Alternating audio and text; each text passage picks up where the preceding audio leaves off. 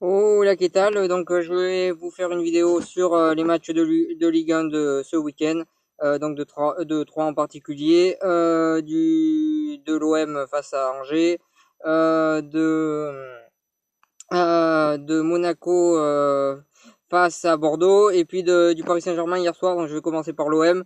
Très bon résultat, 3-0 3-0 à domicile, tout simplement. Ils ont très bien commencé le match en mettant deux buts assez rapidement. Ils ont été très forts offensivement, notamment Thauvin qui a été très bon. Euh, Sanson aussi qui est très bon par ses passes. Vainqueur qui a été très bon par sa récupération dans le match, sa récupération de balles. Après, donc offensivement, c'était un bon match de toute l'équipe marseillaise, même de Cabella, de tout le monde. Très bonne performance offensivement. Défensivement, ils n'ont pas craqué, mais ils ont été mis pas mal de fois en difficulté. Pelé a fait un bon match et a fait pas mal d'arrêts, qui a permis à Marseille, peut-être que ça aurait été plus compliqué pour Marseille de gagner sans ces arrêts de Pelé, qui pour une fois a fait un bon match et qui fait pas mal d'arrêts. Je crois que j'ai vu les statistiques, donc il fait pas mal d'arrêts. Donc c'est intéressant de voir que Pelé aussi peut peser dans cette équipe de l'Olympique de Marseille. Euh, ensuite, euh, ensuite, du côté angevin, ben, ils ont été un petit peu mangés par le jeu marseillais. Ils n'ont pas pu vraiment s'exprimer, même s'ils ont eu des occasions, ils auraient pu marquer, mais Marseille était plus réaliste qu'eux. Ils sont quand même bien battus. Ils auraient pu marquer des buts sans les arrêts de Pelé, mais bonne prestation, prestation moyenne d'Angers qui a manqué surtout sur la finition. Côté marseillais, ils ont été beaucoup plus réalistes. Très bonne victoire pour la suite pour l'OM. Euh, donc il se replace à la cinquième place. Ça s'annonce plutôt pas mal pour la suite. On va voir le calendrier. Il n'est pas complètement en leur défaveur, donc je pense que l'OM peut finir dans les 5 premiers. Bonne prestation de leur part. Voilà sur ça. Après le deuxième choc, le vrai choc, moi j'ai presque envie de dire.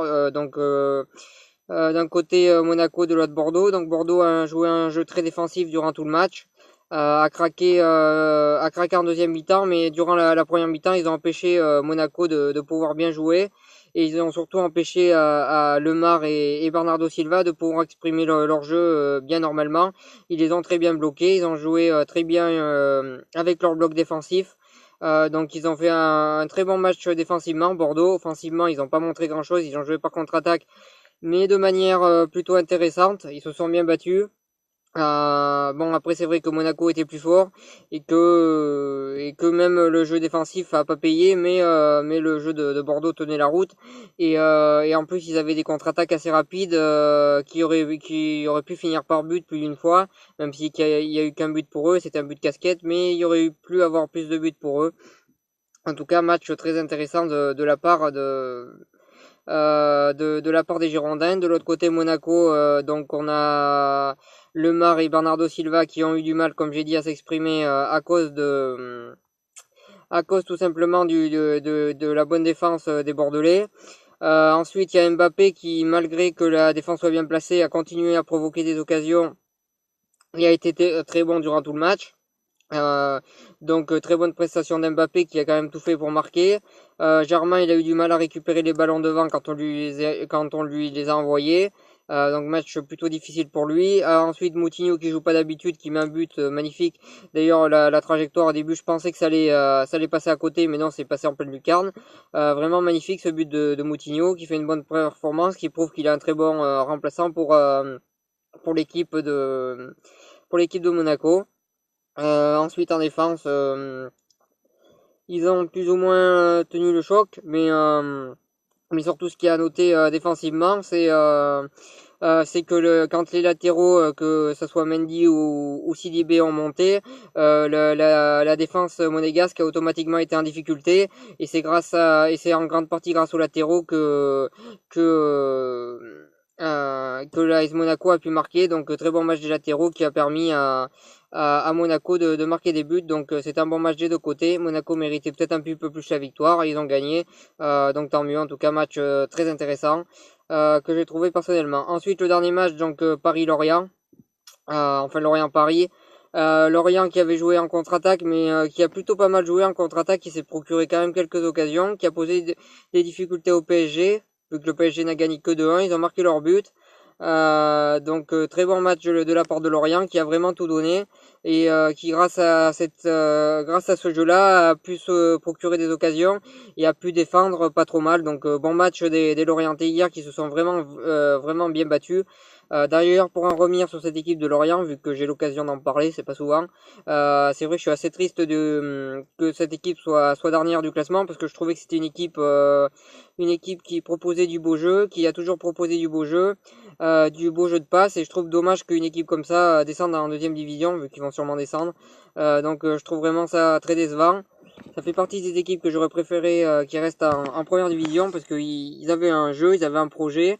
Même si le président a fait des mauvais choix, ils avaient un projet qui tenait la route et c'est dommage qu'une équipe comme ça descende. Et s'ils descendent, j'espère qu'ils remonteront le plus rapidement possible parce que j'aimais bien le jeu de cette équipe lorientaise qui donnait tout et qui créait souvent des surprises. En tout cas, c'était un très beau jeu que j'aimais voir et j'aimerais bien que cette équipe, si elle descend, revienne rapidement en première division. Du côté parisien, ils ont su marquer 2 buts. Ils ont eu énormément de difficultés. Ils ont marqué 2 buts, donc ça leur suffit pour la victoire. C'est une victoire à l'arraché qui prouve que mentalement ils sont pas trop au top après ce, après ce qui s'est passé.